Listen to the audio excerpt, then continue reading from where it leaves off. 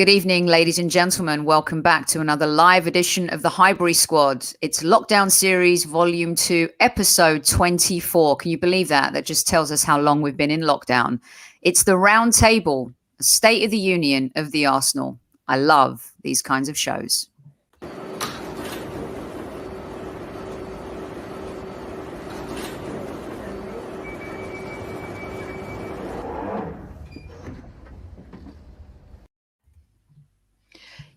Good evening, everybody. So I'm not hosting. Don't panic.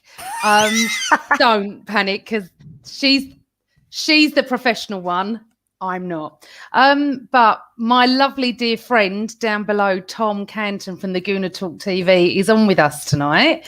Not only do I know Tom from Twitter, we also spend quite a bit of time pre and post game at one of the pubs, and we have good debates, and our Tom's lovely. So, Tom, welcome to the show. Thank you. It's an absolute pleasure. I think this is number 2, I think. The last one was quite a while ago, though, to be fair. Are you talking about Arsenal's form as a number 2, or this is number 2? I wish we were number 2 right now. Great. Have you ever been on our show before, Tom? Yeah, I'm pretty sure. Back in the day. Yeah, I think maybe when we were the Highbury Hills, maybe. Yeah, I think it might have been, actually. Maybe. Yeah. So I'm really pleased you're on with me, Tom, because it makes me feel like we're back at the Emirates and we're having a little chat around the bar with everybody, and we don't have Michael to drive us mad. No. Because when we have pictures done with young Michael in the Gooners pod, it always seems Tom's face is just massive in every picture. They won't know what I'm talking about, but anyway. No, it's mainly because you make me take them, which means when I take the selfie, my head is like the closest to the camera. I look tiny. I love it. Between you and Mike. So. But anyway, welcome to the show, Tom. And hey, Soph. Hey, babe. How you doing? Welcome back. You doing good? Happy Tuesday. Yeah. Is it Tuesday? It's Tuesday. I never know in lockdown. Nor do I. I woke up this morning and I went, like, honestly, it took me ages. Like, is it Monday, Wednesday? I don't know what day it is anymore, but I'm going to hand back to you because I just wanted to welcome Tom back to the show. Well, listen, we're really stoked to have Tom. He's one of the coolest. Here she goes. It's done. It's done. Tom, she does it every time. She's got to hit her YouTube so she can start chatting with everyone. And then on there. You know what that means from a production point of view. You get that reverb, right? So I always forgive her for it, though. But we're delighted to have you here. Amesy, what do you mean? Tom warned you. Hi, Tom's point of view. She did. You should have seen her on Twitter. I did not comment. I did not. Thanks to everyone from all corners of the earth joining us. This is the round table, the State of the Union. And you know, at the Highbury Squad, we love to do shows that just go outside post-game analytics and reactionary stuff. And thanks for everyone for joining us.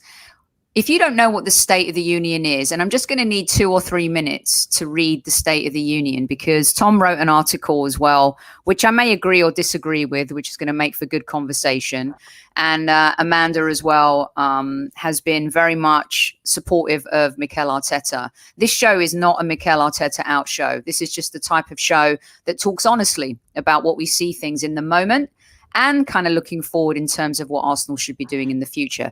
If you don't know what the State of the Union means, in the United States, the State of the Union happens every February, where the President of the United States talks about the state of the country, all the good things happening generally.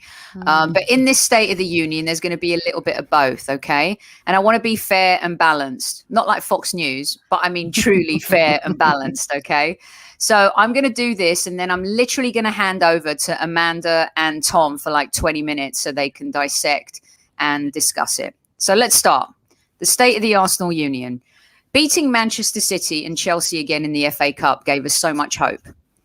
Not sure there was any team, any fan who didn't buy in to the process of Mikel Arteta at that time.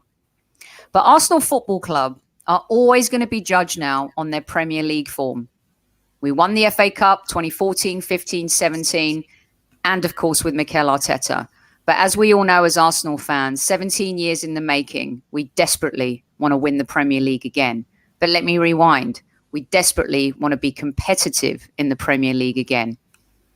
Let's look at this now. Under Arteta, our home record is awful. Our goals scored are awful.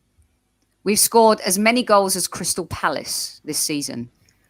Out of all the teams in the Premier League, we're the worst of any team in the top 10. Yes, he's improved our goals conceded, but he hasn't improved our goals scored. And our league position hasn't improved. And I'm not saying Emery was a better manager, but our league form under Emery was definitely superior. The difference between the two managers is that one won their cup final and the other didn't. Emery and Arteta, let's be honest, they both inherited an institutionalized mess. Wenger and Gazidis left this club reeling. They've both signed good players and bad players. Emery signed Leno, Martinelli, Tierney, Torreira, Pepe, Ceballos. Even though he hasn't featured as much recently, Ceballos was definitely one of our favourite players when Project Restart kicked in. He also signed Guendouzi and Sokratis and Luiz. Luiz has been good. He's been the man of the match against Manchester United a couple of times, but he's also been poor. And yes, there were dog signings like Suarez and Lichtsteiner, but let's not lie. There have been times where fans have loved Guendouzi for his performances. They love Sokratis for his professionalism and his fight and his Greek madness. And even David Luiz, as I said, for being man of the match against Manchester United in a couple of games. And wasn't it just worth signing Torreira for that moment in 4-2 against Tottenham Hotspur in the North London derby? One of the most iconic moments in any North London derby. Arteta rightly wanted to get rid of the players we've all wanted to go. The apathy and the click of Ozil, Kolasinac and Mustafi. Sokratis handled himself better than all of those, but he's gone too. And I think we all agree that next up maybe it should be Chambers, Bellerin, Xhaka and El Neni who go. This notion that he and Edu haven't really had the opportunity to build their team might be a little bit ridiculous. They've signed Willian, Partey, Gabriel, Odegaard, Mari, Runnison and Cedric. Whether you agree with it or not, he's ostracized certain players. He sent Torreira on loan to Atletico Madrid. Guendouzi's gone. He decided that Ozil was persona non grata. Mavropanos is out and he's shining in Bundesliga. Willock has now gone on loan. He scored in his debut for Newcastle. That doesn't mean much, but he's still gone. Maitland-Niles, the hybrid player that we all felt we needed in the team, especially with injury-prone players like Tierney and Bellerin and Cedric, is now gone. Is that going to come back to haunt us? He waited too long, perhaps, to trust younger players, trying to make the old guard fit in, and they didn't. But he did have to deal with COVID. He suffered it himself. And for every manager and every team dealing with that in this league, it has not been easy. But what's happened to our captain, Aubameyang? Ever since signing Dating, he's regressed under Arteta. Bellerin has regressed, but yet he still plays him. Xhaka has improved, but is it because of Mikel Arteta or because Thomas Partey has improved him in the midfield? Pepe has improved in the last few games. Is that down to Arteta? Or is that because he feels the competition from Willian? Lacazette has been good. He's integrated really well with the younger players. But we need prolific strikers who can score goals, and we've suffered from that. We can't create chances. Even Unai Emery's Arsenal created more chances than Mikel Arteta. Let's not act like Mikel is this lovely, soft teddy bear that everyone is supporting. I like that he's a teddy bear with the shotgun. I wanted a manager who was ruthless, clear the decks, to make Arsenal Football Club rise again and to change that DNA and culture. But we're still just a cup team, and we've not improved under him in the league. Leeds United, a newly promoted team, are above us. They haven't made too much of an investment to bring in players who can play at Premier League level, but they have had Marcelo Bielsa for a few years. Villa, 1 point away from relegation last season, are now above us. We weren't able to beat them this season at all. Yes, their defence is second best in the league, but do they really have a better front line than us? What gives me hope is what Ole Gunnar Solskjaer has done at Manchester United. Manchester United were in a similar position to us, yet he took them up to third and got them back into the Champions League. Whether they could win it or not, what mattered was they got back in, and the financial rewards have a huge implication on a team and a club. Arteta has now 2 opportunities to get us back to Champions League football.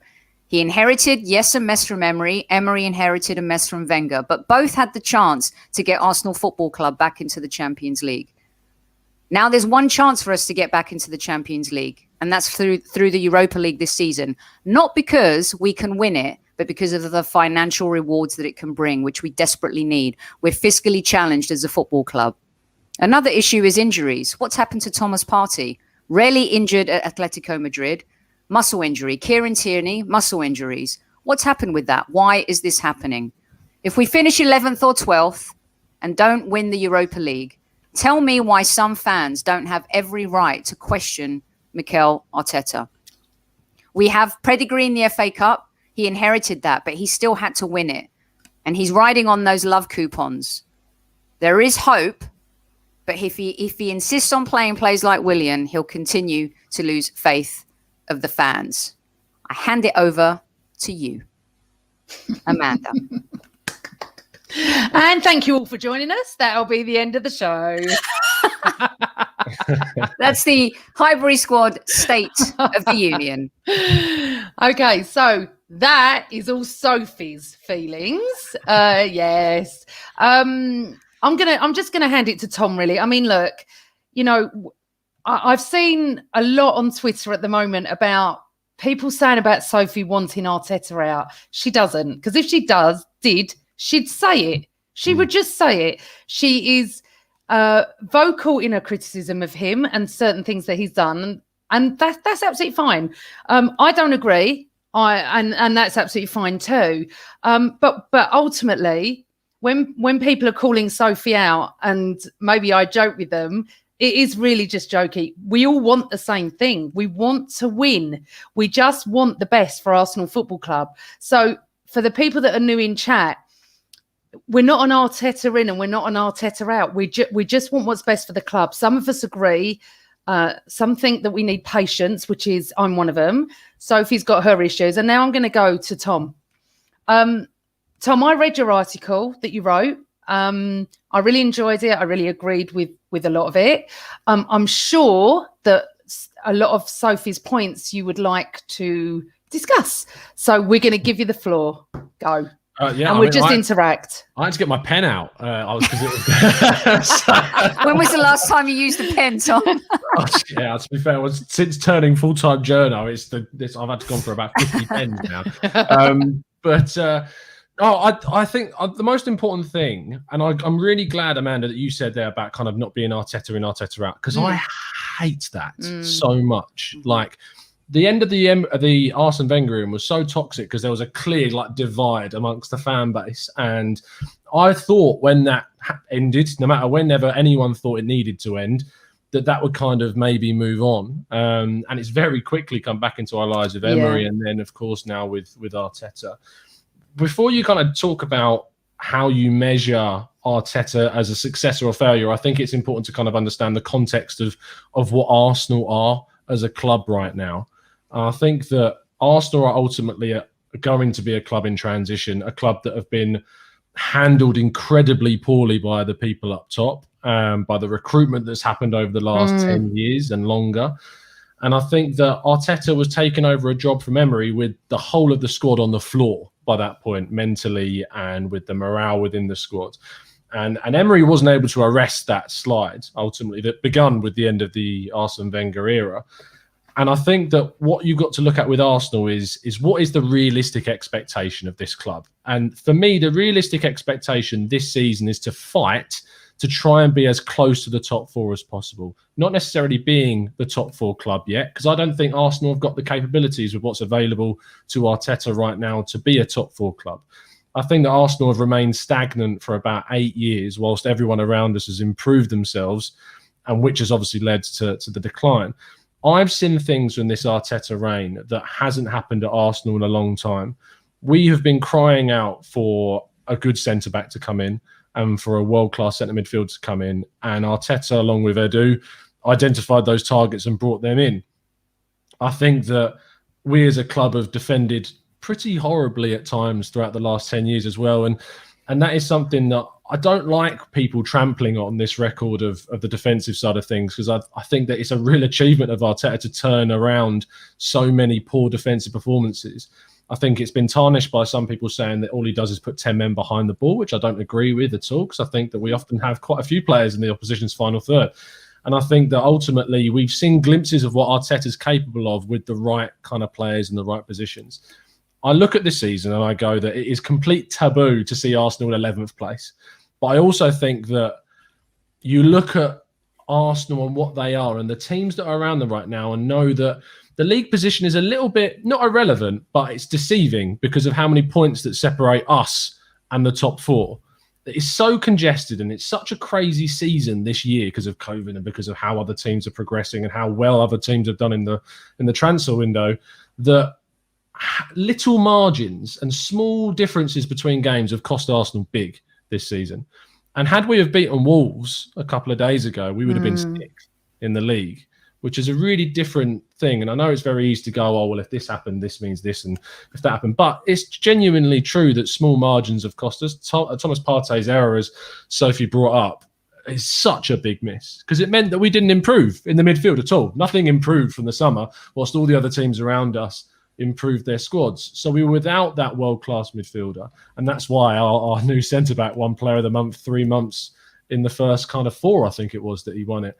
I look at the process and go, at the end of this season, I hope that we're as close to the top kind of 6 as we can be. And then in the summer, when a few more players can be added, and if he is backed at the end of the 2021-22 season, that is the right time to have a real evaluation of what the job kind of Arteta has done. But within a year, I don't think the impact's going to be that impactful with what has been available to him in that year's time.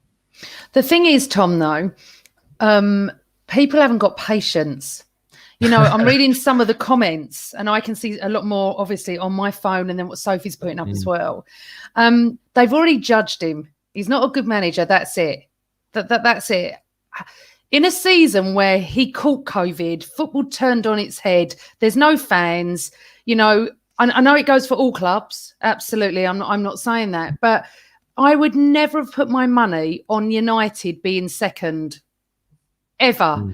They were dire, absolute dire. So I've said all along, I'm not going to judge him on this season. If we come 14th, if we don't win a cup, if we crash out the Europa, I'll judge him the season after, at the end of that season, because we need, you know, there's so many factors here. If Partey stays fit, if Tierney stays fit, we're just more of a better team. Yeah. That's sorry, Tom.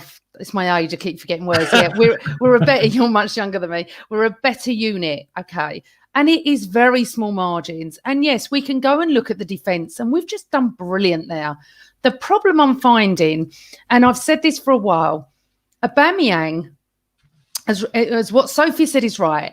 We don't know on his personal situation how ill his mother has been and how long for. And if that's the case, then give him that time off to be there, because he's certainly not been on the pitch for a very long time. We all support him, absolutely, and family come first, absolutely. But we do have other options that we could have played. I still feel that how long, you know, and I argue this with KC, how long do you play a striker for through a bad patch? This is beyond a bad patch, Tom. No, this is a long... We've had strikers over the years. I've watched it from mid-70s, yeah, like Sophie. We've had strikers that have not scored for 5 or 6 games. You get on with it, 7 games. I don't know how many goals he's got the whole season and how many games he's played, but it's poor. Now, yes, of course, there are extenuating circumstances, and we all wish his mother well, absolutely. But his mind might not be on it, which is totally understandable. So then... leave him on the bench for the time being and put Martinelli up there. Now, we can go back to Martinelli's injuries as well. We do have to manage him. And I've said this, I say it every week. He has to be managed. Players like Saka don't have to be managed. They'll just play every game. And Emil Smith-Rowe didn't look so good. So the thing is, there are many things that we pick up from games that don't think he should have done that, don't think he should have done this. Sophie has this thing that me and her completely argue about this, that he was forced into playing the kids at that time. I don't agree, 100% don't agree. I think that was the plan all along. So there's lots of things here, but how can we judge him? It's an upside down season. We're in an upside down world at the moment. Lockdown and everything, and we don't know how the players are affected. They've got families, you know, we just don't know anything. All I do know is, Tom, and this is where Sophie will back me, is what the hell is his obsession with Willian? I need that explained to me. I truly, and I do back Arteta. Man crush Monday, Amanda. Man crush Monday. I know he wants it to work. I understand that. We all want it to work. My God, we want every player to work. We don't care who it is. We are expecting too much. And that comment. But I understand why we expect too much, because it's frustrating, Tom. You knew a 12:30 kickoff for Arsenal, we're always shy, but other teams seem to win. You knew if we go 1-0 down at that time, and yes, it isn't easy because Lacazette deserved a penalty. It's not the point. We should have won the game anyway. Forget this VAR does drive us insane. I get that. And the decisions we don't get. But they're 1 or 2 a game. We have chances to score. We need to take them. And there is, and many a time I will sit here Virginia. Boom. Exactly. Go on, we don't. Amanda. And unfortunately, our quality striker is not a quality striker at the moment. And how long do we play him for? So, Tom, I am very much Arteta in. I very much am. But I do sit here and question some things. He put Saka to, because you weren't in the pod, so I'm going to say it again. He put Saka to left back. He put Pepe on the right when we know he's better on the left, and he brings Willian on. And for me, I'm holding my head going, I don't even want to look at social media, because if I'm feeling it and I'm very much pro him, God knows what all the people who think he's a waste of space are thinking. I don't understand. I want to talk to you about Willian. What do you think it is? What does he give you? Do you see anything he gives that me and Sophie can't? No. As the biggest supporter of Arteta as I can be, I can't defend the Willian situation. That's what I can't either. It's not. I can only try and come up with theories as to why it's happening. I saw hope recently with obviously the amount of games that he's not played in. I also saw, which is funny in itself. But I looked at the Crystal Palace game where we were drew 0-0, and on the bench he had both Willian and Pepe, and he brought on Pepe in that game to try and help us win that. And then when we were winning against, I think it was Brighton and West Brom, he brought on Willian instead of Pepe. So I was like, okay, so he's going to try and bring on Pepe to win games, but when we're kind of comfortable, he's now at the stage where he's going to play Willian. The game the other day against Villa, and he bought off Partey for an injury and brought on Willian, just stunk of a manager that is inexperienced and just made an error. Like, really... And almost like they were going to make a change for someone else, but then Partey's injury meant that he had to come off, and they just didn't change it. And they just didn't think, oh, okay, a different player's coming off, so we'll put someone else on. I don't agree with the whole Martinelli thing. I don't think we should have brought Martinelli on in that moment. I thought we should have brought Ceballos on, because you're bringing off Partey, you're leaving Xhaka in the middle to basically be the sole force. And I know that Villa were going to sit back, but there's this kind of weird obsession that Martinelli is somehow an amazing aerial threat. Well, I don't care how good you are in the air if you're 5'9" against Tyrone Mings and Konsa. You're not going to win too many headers anyway. No. I'd rather we brought on Ceballos to play some incisive balls in behind with Odegaard and ESR to play him Pepe and Saka and Aubameyang. And also bringing on Willian, as you said, meant that we had to push Pepe back out onto the right-hand side, where he struggled so much being on that right-hand side. I don't understand it. I can't defend it. I can't give you a real reason as to why Willian is happening. I just hope and pray that it just gets into his head that it's not going to work. So, Tom, can I just jump in here? Because as part of that State of the Union, we're talking about the transition of players, right? And Arsenal Football Club have suffered. This is not something that's just happening to Arsenal Football Club. You know, this is something that's been occurring year after year after year. We kind of got everyone excited about signing that one marquee player a season. You know, started off with Santi Cazorla, then we go to Mesut Ozil, then we bring in Alexis Sanchez. For me, some of the most exciting football we've played in years. But we didn't back those signings up with finding that Thomas Partey or finding that, whether it's Pablo Mari or that strong centre-back. We could have gone out and bought Virgil van Dijk. You know, we could have invested that type of money, but we didn't. And now we're seeing the ramifications of that. And yes, you know, Emery made some bad signings. Willian's a bad signing, but they have made signings this season. You know, the player we've always waited for, Thomas Partey, Gabriel, who there's been some regression in his game, in my opinion, a little bit. Started off with a bang, and it seems like maybe the pairing with Holding just isn't working, perhaps. I think we all miss Tierney. We know what he brings. Putting too much reliance on Saka and ESR, but bringing in Odegaard hopefully is going to be something that helps us. As long as he's given a chance, I would start him in the next game. So just wanted to get your take on this notion of he needs to build his own team. And I've said on this show many times, and Amanda will back me up, that every manager needs to build a team in their image. And Arteta hasn't truly had that full cycle to be able to do that yet. But he has got Aubameyang, he's got Lacazette, he's got Pepe, he's got Saka, he's got Tierney, he's got Partey. You know, he's got Pablo Mari, who's probably one of the smartest, slowest footballers we've seen since Mertesacker, but yet complements that back line.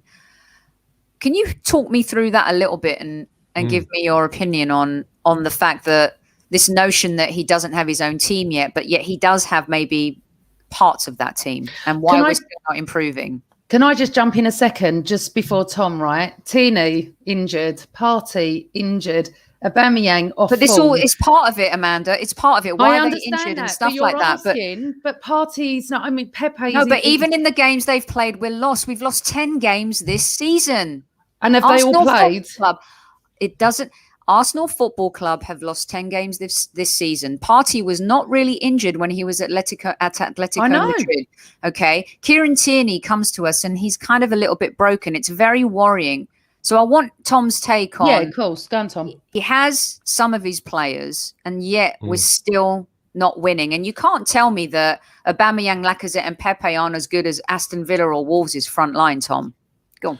It's really hard to look at the squad and not say on paper Arteta's got a great arsenal of players, no pun intended. The thing is, Arsenal's squad though is like it is G&T, to be fair. So spot on. But the thing about Arsenal's squad, it's like I'm trying to find the right word. It's a combination of 3 managers now.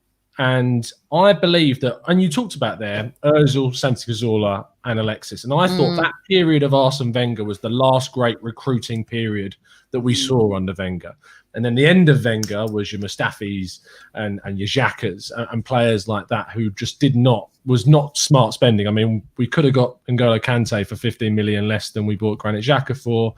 And that always is a bit of a stigma. You brought up Virgil van Dijk, and we were a little bit iffing and erring about him as well, and we didn't get him either. And then Emery comes in, which was completely different, because you've then got Sven Mislintat, you've got Raul Sanllehi on the boards who are having a big influence on who we sign. Emery's got a say, and Emery basically turned around and said the players that he wants to bring in. And we signed Nicola Pepe, and people say to me that Emery wasn't backed because he didn't get the player that he wanted, which was Wilfried Zaha. It's very well documented now. Zaha's come out and said publicly that Emery wanted him. But in my mind, the reason why Emery failed is because he didn't recognise what Arsenal genuinely needed at the right times. Yes, he wanted a goal-scoring wide forward, but there were other options out there that we could have got for much cheaper. And instead spent that 80 million, 72 million quid we ended up spending on Pepe on a Partey or a Gabriel, not specifically those, but the equivalents during that time. And then you get to the point where Arteta's got a combination of the end of Wenger's poor recruitment with the Mustafis and Xhakas, which we're finally starting to move on. You've got the Socrates signing, which I agree with you was the best of the bunch, but still wasn't the right signing to make at the time. You've got young players coming through with loads of potential, which he's now starting to focus on a lot more. And we had the end of Raul Sanllehi's reign, which, as far as I am aware from the information that I've got, which I trust, is that Raul was very heavily involved in the Willian signing, and that effectively that Arteta was briefed by saying that the signings that we're going to make this summer is going to be a centre-back. We're going to be able to spend money on a centre-back if we be able to sell, and we sold Martinez, so we got some money in to sign Gabriel. we were going to get Partey or Aouar were the two names at the end of the window. And that only happened because of Kroenke finally once again opening up the purse strings, and we managed to get that signing done. But at the start of the window, as far as I am told, Arteta was effectively said the only attacking kind of signing you're going to get is either Willian on a free, or a free if you come to signing on, and that's it. And Arteta basically turned around and was like, well, I'll take it because I can't trust Pepe with the form that he's been in, basically. And he took Willian, and I don't think anyone in the chat expected Willian to be as bad as he has been. I don't think anyone expected him to be. I think that's a fair statement, yeah. Because he was providing output. He was in the top 10 chance creators for Chelsea. He was in the top 10 chance creators in the Premier League for Chelsea last season. So he's better than what he's shown us. Way better.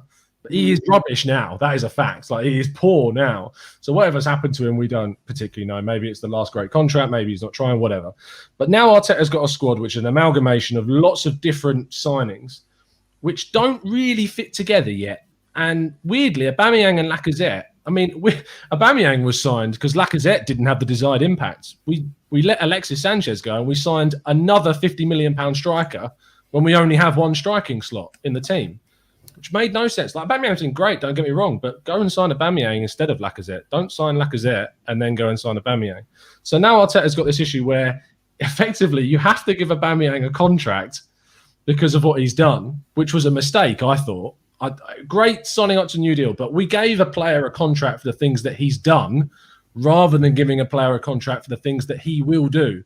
Mm-hmm. And I think it's very common sense to think that a player between the ages of 31 and 33 is going to give you less than what they gave you between the ages of 29 and 31. That's just natural. That's how football kind of works. The prime is between 27 and 30. So he now is in a situation whereby he's moving on those players with the help of Edu. He's getting rid of that deadwood. Ozil's gone. Whatever you thought of Ozil, the situation wasn't healthy. He's moved him on. We've got a lot of wages off the wage bill. Kolasinac's wages have gone out on loan, and we're off of those. We've got rid of Mustafi. We've got rid of... The Saliba situation was awkward, and I thought there was mistakes made there. And we've got rid of someone else that I've completely slipped my mind. Socrates, the last one. He's getting rid of these players that we didn't need at the club. And he's brought in 3... and then we'll get to January, being Gabriel and Partey. And then he's made a mistake with Willian, which I have a lot of kind of forgiveness for that, because I see how much positivity there was from Gabriel and Partey. And in one summer window, he's done the one thing that neither of the previous two managers could do in the last 10. And that's why I look and see hope. And I think that over time, we will see this exponentially pick up, but it is only gradually getting better at the start. So, Tom, before we get to some questions for you, I need you to help me visualize what your hope is and what that process is, because one of the things for sure, we've conceded less goals. We had 5 clean sheets before Leno got sent off. We were second in the Premier League in terms of in-form team. But one of the things that's still troubling is inconsistency. And we've been that way year after year after year. And I feel like there's this certain DNA and culture that's seeped into the club. And I bring this up often where I say we're a mentally impotent side, right? I think Arteta's made us stronger and harder to beat, but we still get beaten. There's no excuses to lose to Wolves and Aston Villa twice in a season. And you beat Manchester United and you give us hope, but then we regress.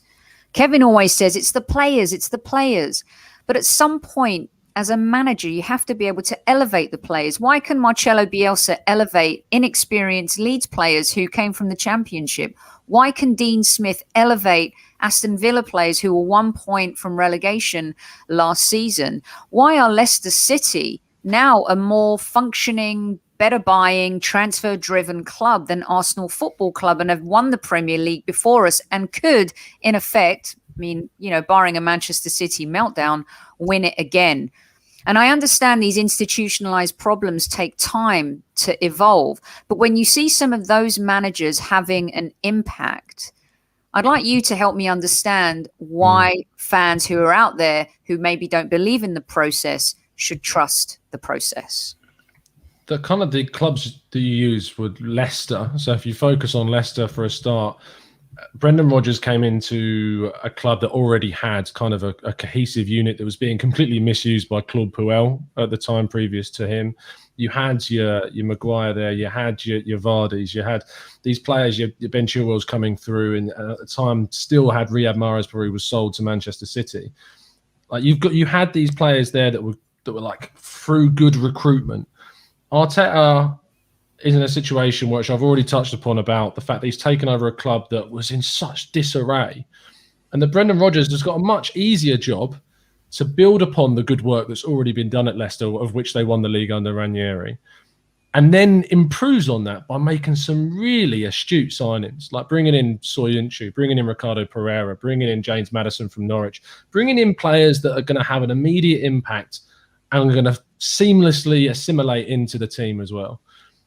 Arteta's got to transform a side that were on the floor after Emery left, and he did that amazingly. And I mean, he proved that he could get the more out of players in those first 6 months by winning that FA Cup, because Arsenal don't win an FA Cup if they don't improve after the Emery left. So that 6 months alone proved that he could. And I remember at the time when Mustafi got injured in the semi-final, how many people were turning around and saying, "Oh crap, we don't have Mustafi for the final." Imagine saying those words to yourself again.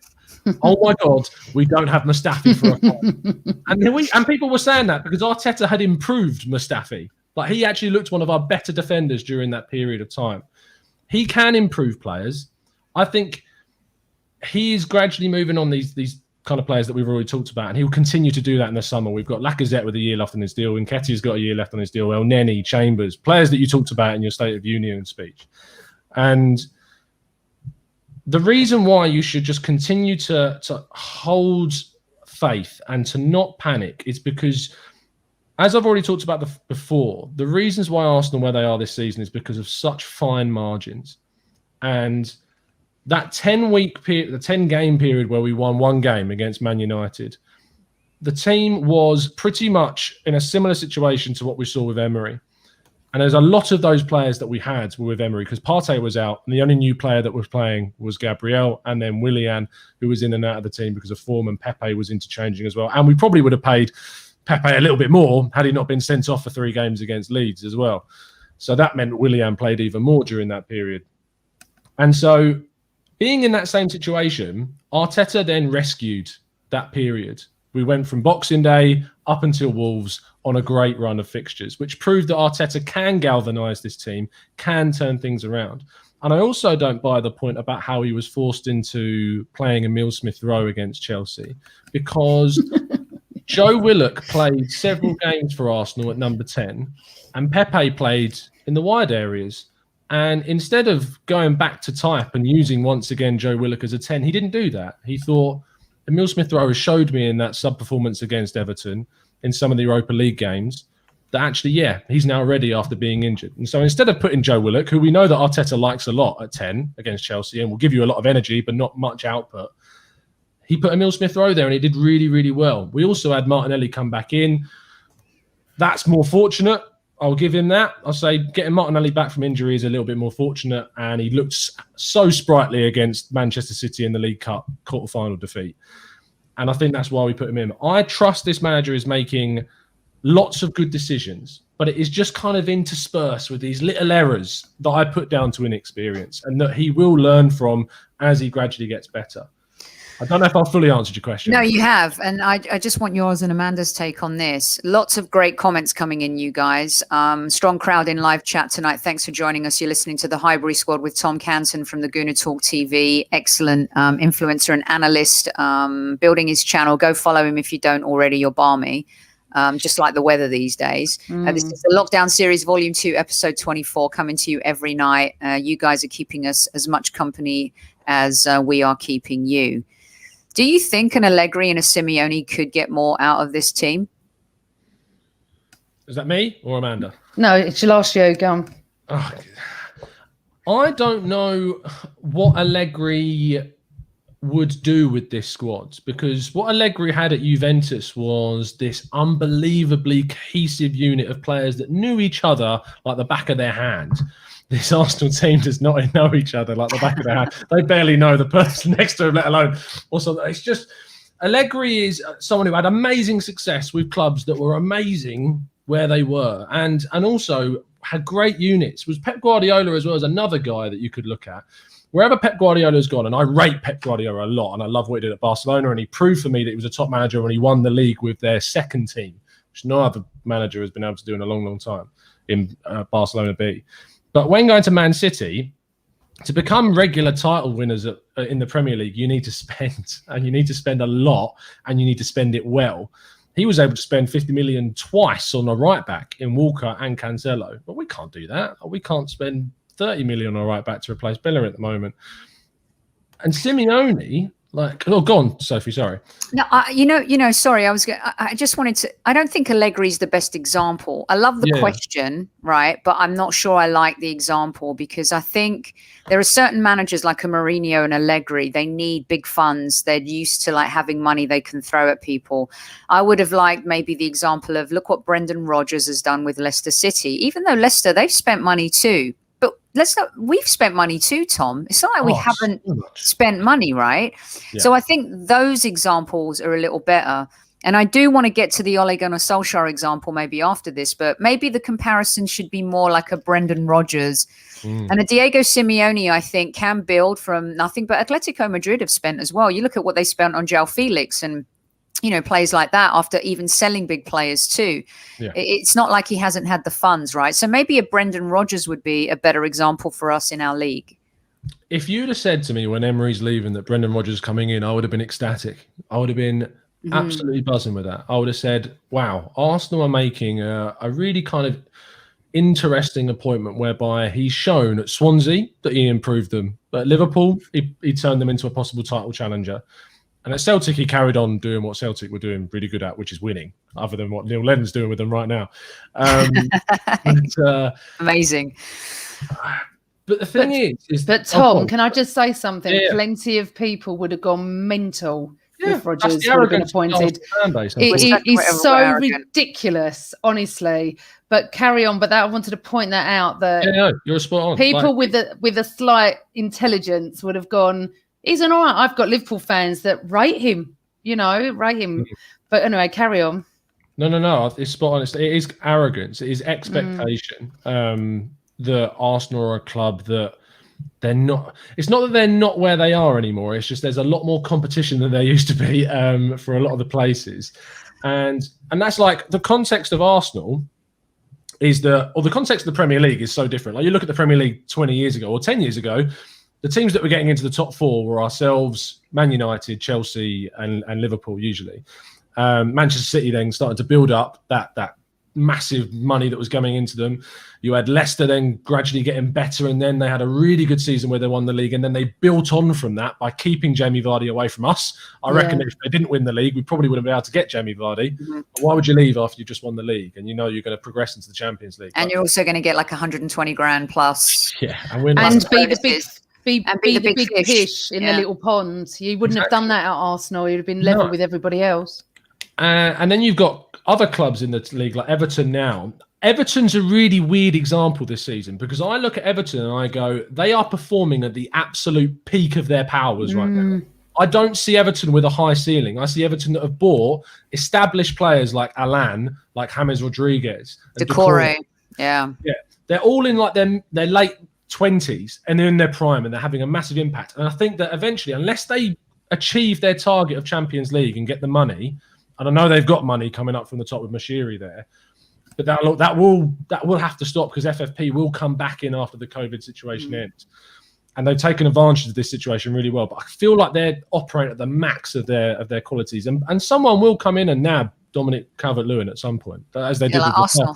We need him in. We have 33 crosses in our last game, but no one's headed it in. What about something like this? Because look what David Moyes is doing with West Ham. So my God. But Soph, if you'd have brought David Moyes in, I think there would have been anarchy.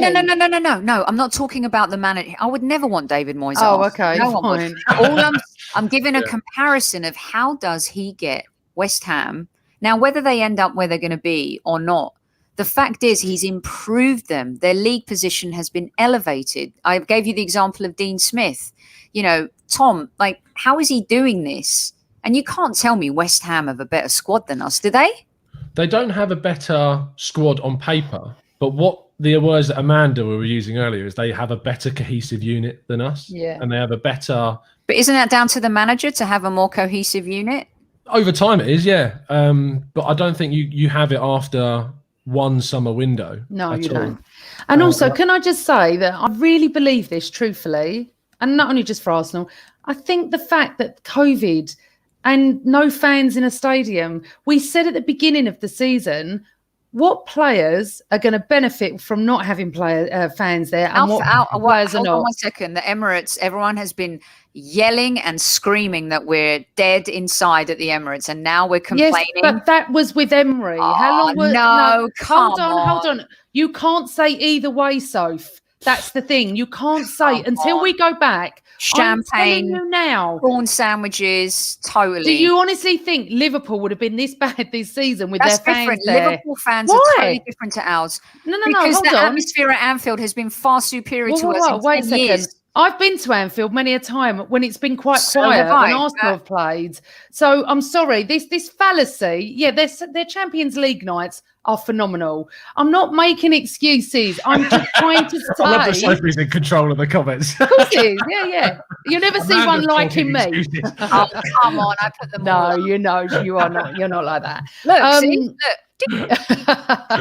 No, she even puts comments up that slag her off, Tom. Absolutely. So don't worry. Yeah, no, it's funny. But I don't have any say in any of these comments. But no, what I'm trying to say is we don't know.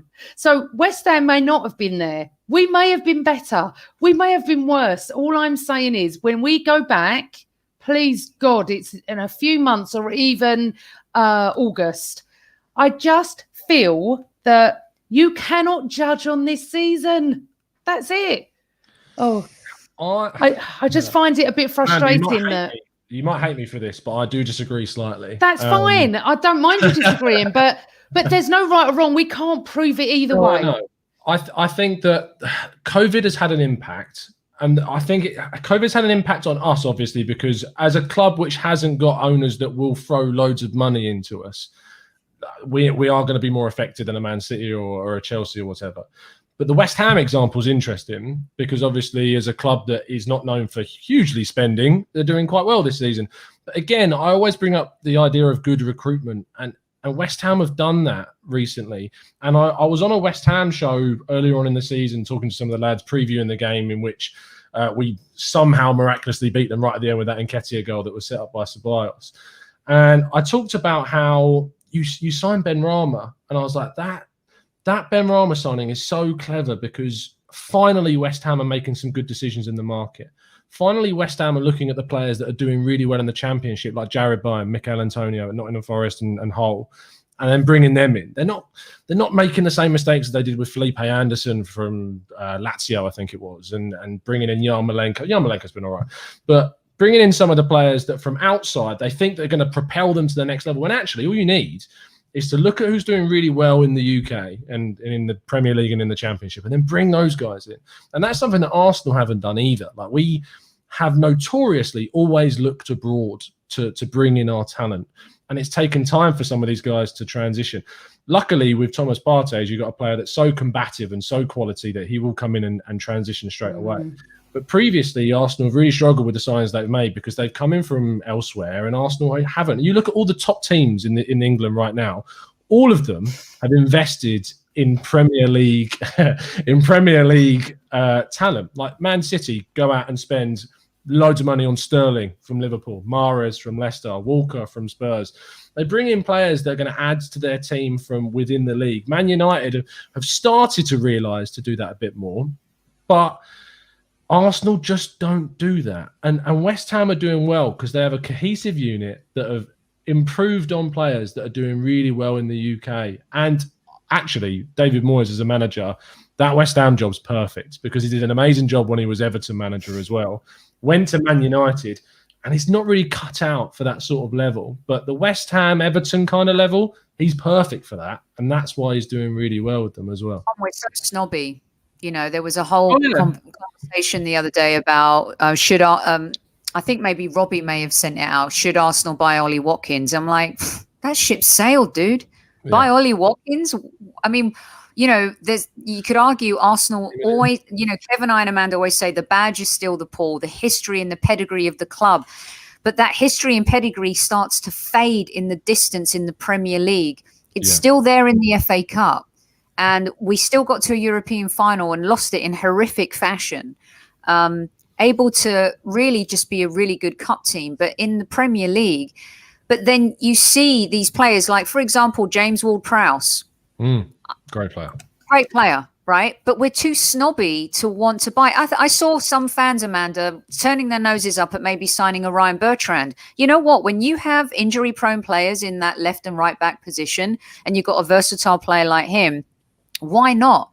And sometimes it's less risk to go after someone like that and higher risk to go on a free and give Willian 225 or however much grand he's earning a week, you know. And I just feel sometimes we're just so snobby, you know.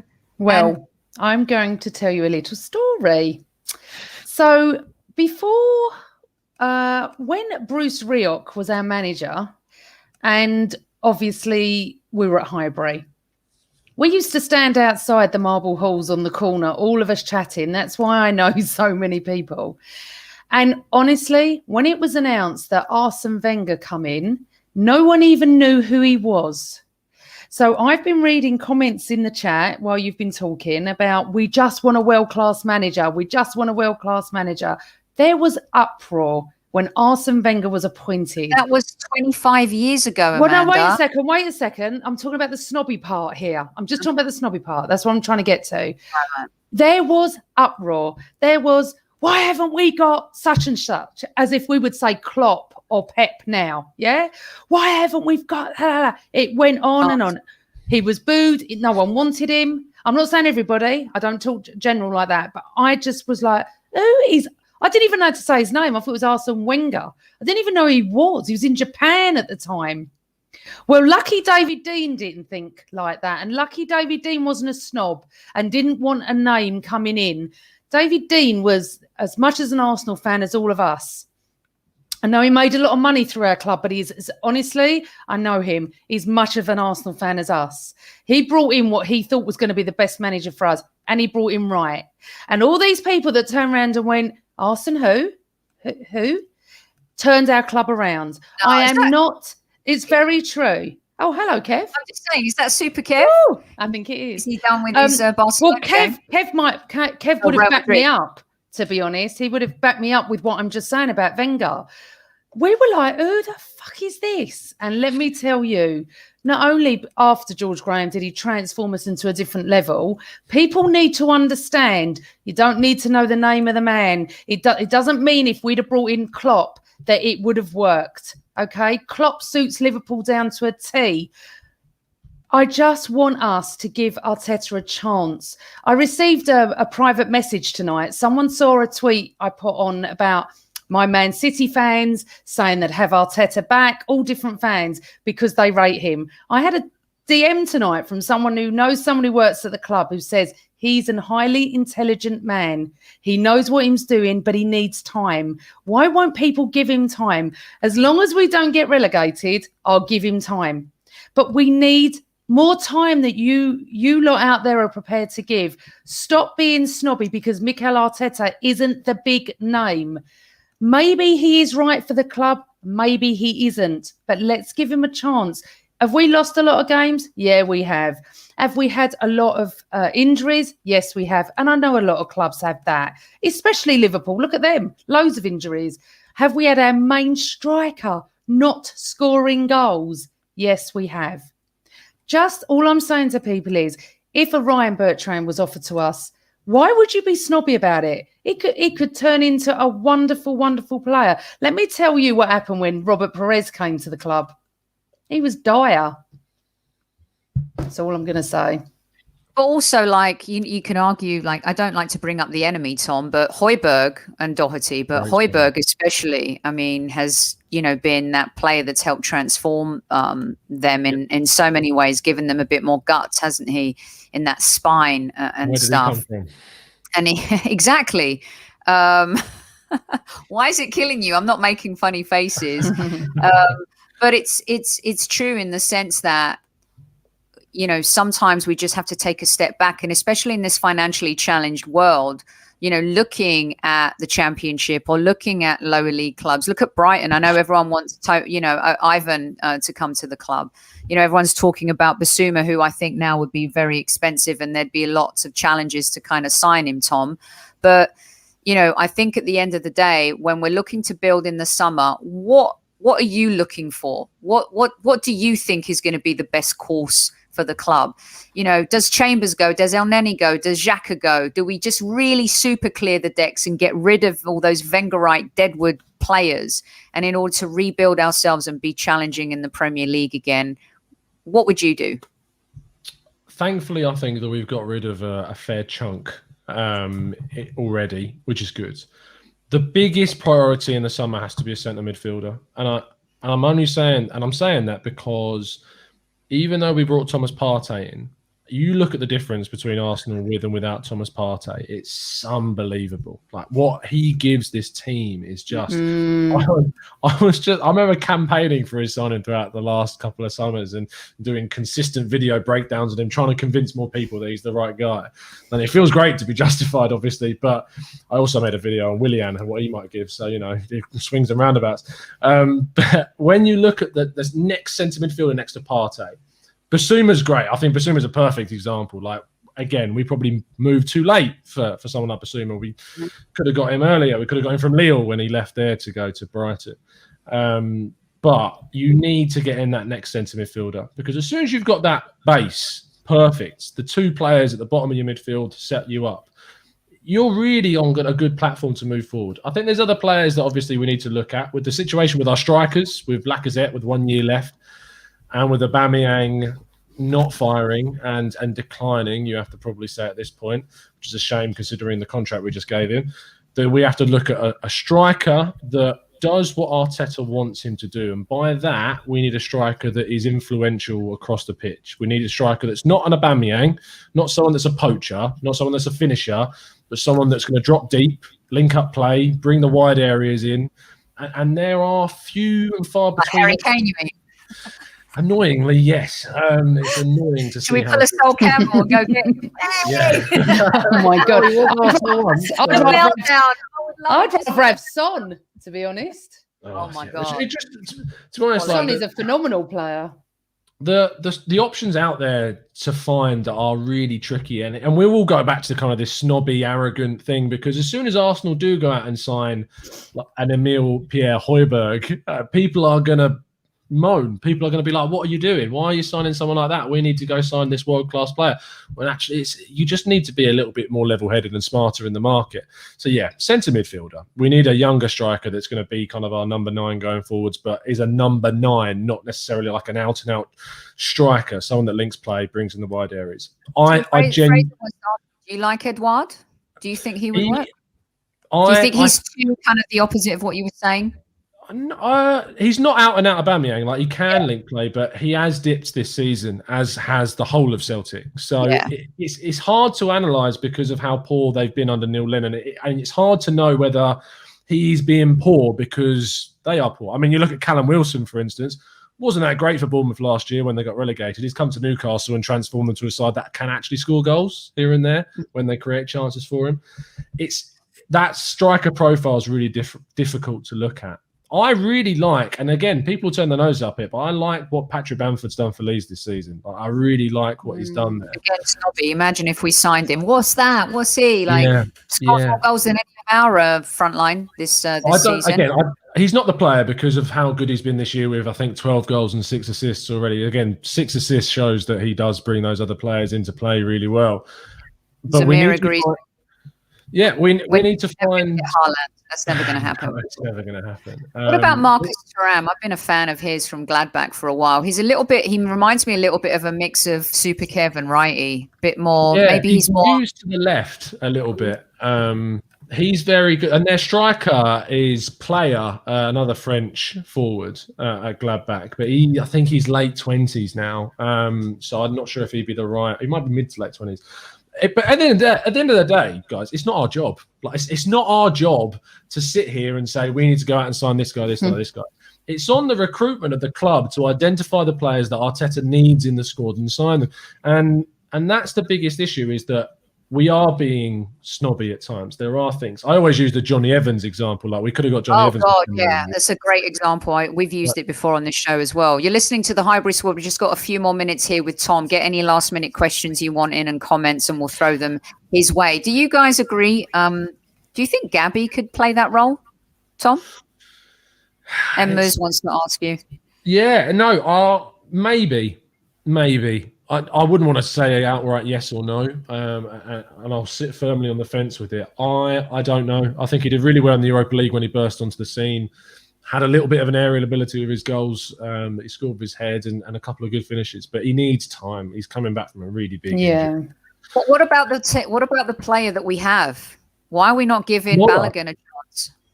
Or Moller. I was going to get to Moller, and there was a Balogun. I hit the Balogun, but the Moller came up from Martin. I'll have to find the Balogun. But, I mean, he could potentially be one of those players that comes through like a Kev, like some of those, other younger players and stuff. Why is he not being given a chance? We talk about his contract, and Kev says if he's not committing, he shouldn't play. But at this point, we can't score goals, Tom. Why not throw him in there and try and convince him to stay? I agree with Kev in the sense that if a player's not signing, like I feel that it undermines things a little if you play them. But saying that, we had the opportunity to play him previously when he did still have time left on his deal, and we invested in a striker that I have said on the channel, and I've been criticised a lot over the last 2 years for saying that I didn't think Eddie Nketiah has what it takes to be Arsenal striker going forward. I just don't see it in his frame. I don't see it in his consistency. I don't see it in his output. I never saw what the hype around Eddie Nketiah was, and his output just wasn't good enough. Balogun's different because he's stockier. He's got the physicality. He can bring other players. And the thing about a striker like him is that he creates goals for himself. He's not like a Aubameyang that relies on the team to be clicking and working. Balogun creates goals from himself. And that's what we needed. But Moller's really interesting. But can I just say something about Balogun? I've just heard and seen different things that the attitude might not be right. And Kev and I were talking about this the other day about that's just as important as your skill on the pitch is the attitude towards, which is where we're seeing Guendouzi gone. Saliba, I don't even want to discuss what's happened today, but I'm talking about him as on a football perspective. Guendouzi more than anybody. When he first started with us and everyone was raving, I was the only one sitting here going, do you want to calm down? I don't actually think he's that good. And then he did win us a lot of games. In the second half, he used to come on and just win us games. Absolutely. I think he got too big for his boots. I think his demands and his attitude and his temperament weren't right. Arteta shipped him out. Don't we want someone like that? He got rid of this situation where no one mentions the word Ozil anymore, which is fantastic. We don't mention it. It's done. It's gone.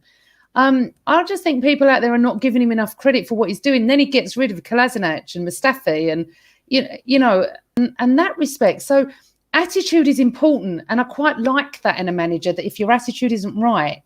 And I think one thing for Willian, his attitude is right. And that's why I think he sticks with him, which I don't agree. And that is something I definitely don't agree on. But the attitude side of it is what Kev says is just as important.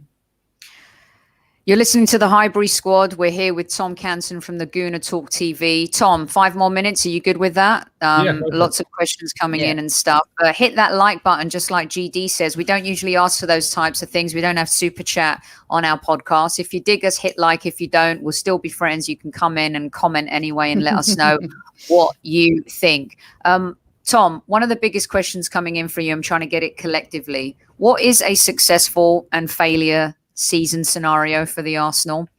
And if Arteta does, this season, and if Arteta finishes in 11th or 12th and doesn't win the Europa League, do we still trust the process? I think if you finish outside the top 10, it can't be considered a success. It can't be.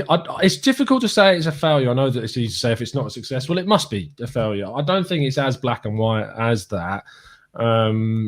But obviously, if the target for us is to try and push towards the top 4, if you're nowhere near it, you can't call it a successful season. the reason why I err on the side of saying it's an outright failure is because of how early on it is. If we were talking at the end of the 21-22 season and we were still 9th, 10th, 11th in the table, then yeah, full on, you can call it. He has failed. He's categorically failed to progress the club forward in 2 years after 2 summer windows and 3 January windows. That then I would say, yeah, he has failed. But for now, I think with the table as close as it is, 11th in the table is just, it's not a representation of what the final table will look like. It's not a representation of where Arsenal are. And I think if just a little bit of luck starts to change for Arsenal, and we can pick up a couple of wins and we aren't as messed up by some of the decisions that don't go our way, and we can keep the likes of Partey and Tierney fit for the rest of the season, things will really turn around. I have a lot of hope for the Europa League.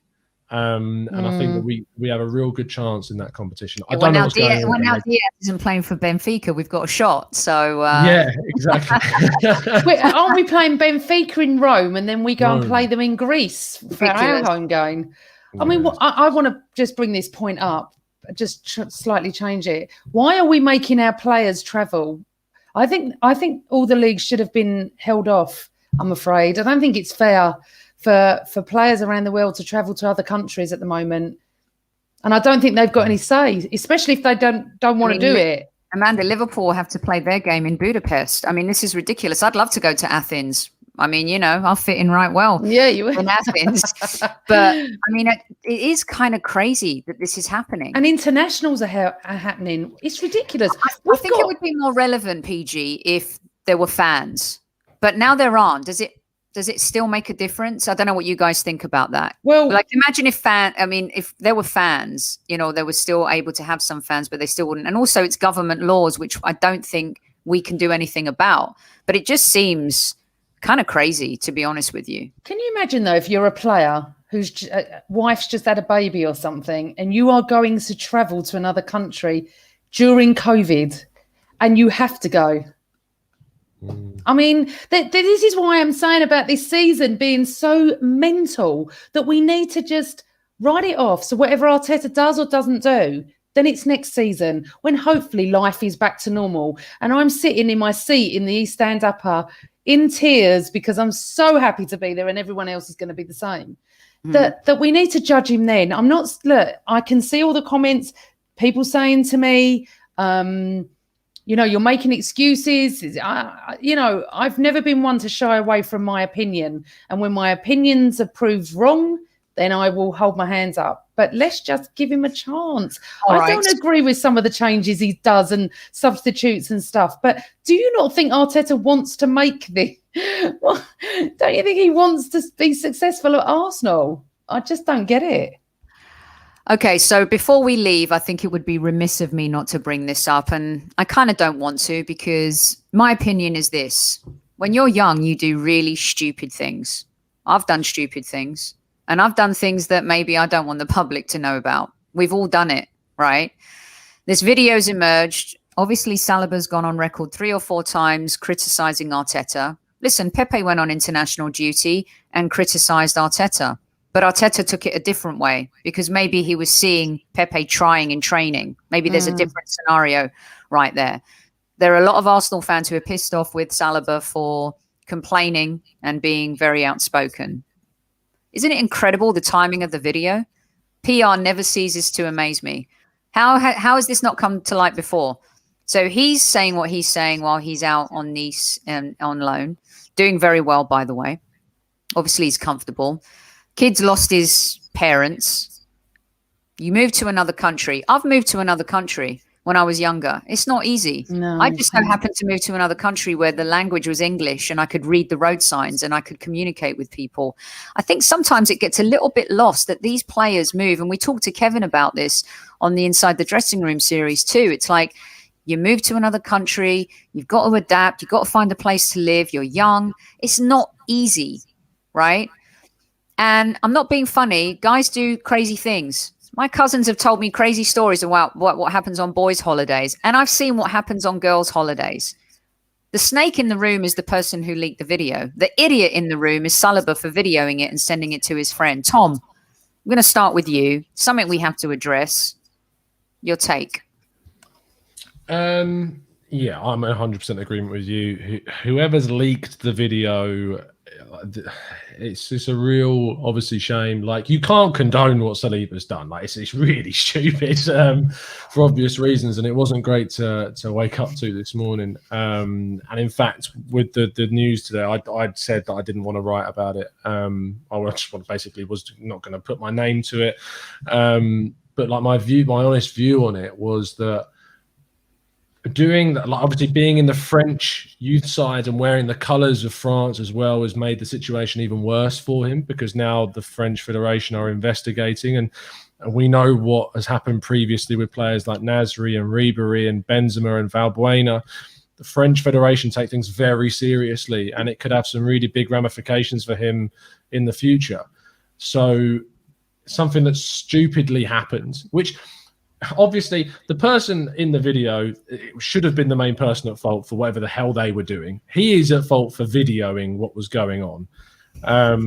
And I can't work out the mindset of why he's done that, but he has. And I'm assuming that the club will have a word with him. He has gone through a horrific period, like personally, with what happened at the end of the summer, with the confirmation or lack of confirmation of what happened behind the scenes. In fact, I'm very happy it's no one reported officially what happened, because it should be kept behind closed doors. It's a very personal situation for him.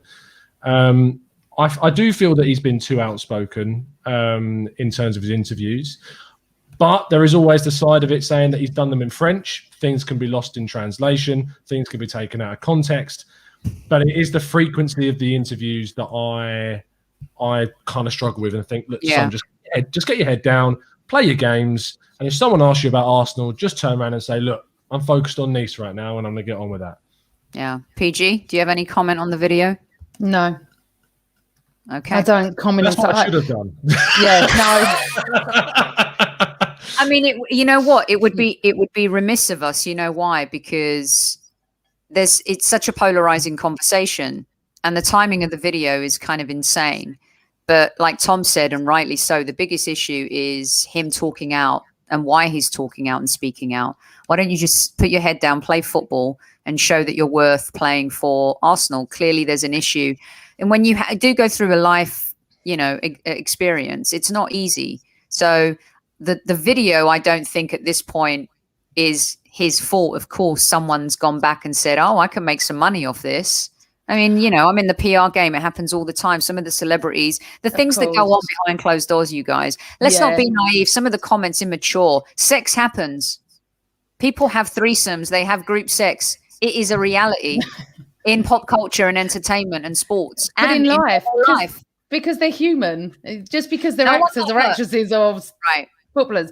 But what I do want to say about Saliba, and it's where I go back to being what Kevin and I were talking about, the attitude. I'm not going to discuss the video, but I wanted to discuss some of the comments, is that I think Arteta should have sat him down with a video, VCR, DVD, whatever you want to call it, of Nicholas Bentner. Watch this, son. Watch this, son. Come back to me in a couple of days when you've watched from beginning of that potential of what we were going to have to where he ended up, because he is the pinnacle of what you don't do as a teenager. And if you have mentors that can help them. So on the other side of it is a young French kid. He's lost his parents. It's not easy. I couldn't go to France. I only know about 20 words and that'd be the end of it. I'd find it hard, and I'm 51. So I do try and look at that side of it. But remember something, people. I say this all the time. We do not know what goes on behind closed doors at Arsenal Football Club. Forget what you hear on Twitter, Facebook, the papers. Most people don't know anything. It's only those that work in that situation, in that environment, that understand what's going on. If a player's taken a knock, he won't be picked. He'll be on the bench, but you're questioning why he's on the bench. Remember what I say. We know nothing, okay? I remember the night before Ozil signed, or 2 nights, someone came up to me at Arsenal who knew me and whispered in my ear, we're going to sign Mesut Ozil. I looked at him and I went, shut up. There wasn't even a rumour. And he said to me, we're signing him. From that day on, he's the only guy I've ever believed on anything. And everything he's ever told me over time has completely happened. One person. I don't trust anybody else. So my point is this: sit him down with a Nicholas Bentner video of his life from start to finish at Arsenal. I'm going to post the Bentner comments, that's for sure. No, no, but that boy, we were so excited. It was like watching an Emil Smith Rowe. I was so excited, and then he ruined it. I mean, he must be so embarrassed, to be honest with you, today. A shame. And it's a shame. And look, but he's recognised that. He's recognised it now. Yeah. Too late. But you know what, Balogun could be unbelievable for us, but we don't know what's going on. That's the frustration of it, because we all want to see him. We need goals, and he looks like he can score goals for toffee, or whatever you call it. Well, toffee. That's good job you didn't say sticky toffee. Well, I just did. There you go. Anyway. 800 plus live in chat. Please hit that like button.